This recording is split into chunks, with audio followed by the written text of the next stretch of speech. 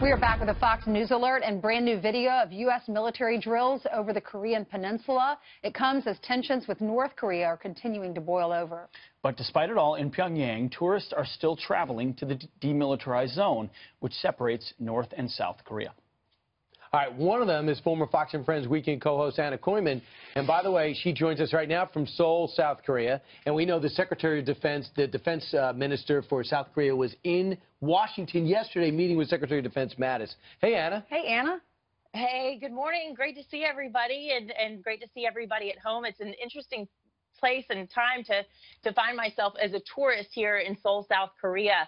So I was actually in Tokyo and woke up to the news that a missile had just gone over Japan. Before planning this trip, I thought that, all of this from Kim Jong-un was bluster, just like many of us have thought in the United States. And that same sentiment is shared here in South Korea. Now that I've gotten here, so I woke up to the news in Tokyo, got on a flight, and headed here to South Korea because I already had a trip planned, several tours, including the DMZ, as you mentioned. But then I woke up the next day to all of these headlines on the front of these Korean newspapers that certainly has, some folks feeling a bit unsettled. In a lot of ways, though, when I went to the DMZ, I want to take a look at that. If you can show some video from the demilitarized zone.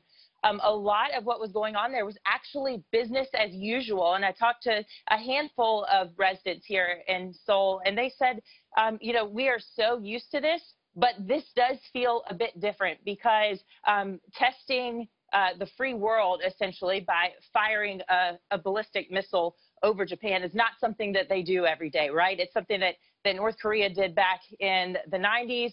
Pyongyang did it again in 2009, testing President Obama. And it appears that Kim Jong-un is testing President Donald Trump at the same time. You see them trading barbs on social media. We heard from President Donald Trump. I'll read you the tweet he wrote earlier. He said, "The U.S. has been talking to North Korea and paying them extortion money for 25 years. Talking is not the answer," is what Donald Trump said on social media. Then on state-run media there in North Korea, you have Kim Jong-un trading barbs and him saying that more missiles are coming. And, of course, we know about the threats that he had toward Guam. That was only recent.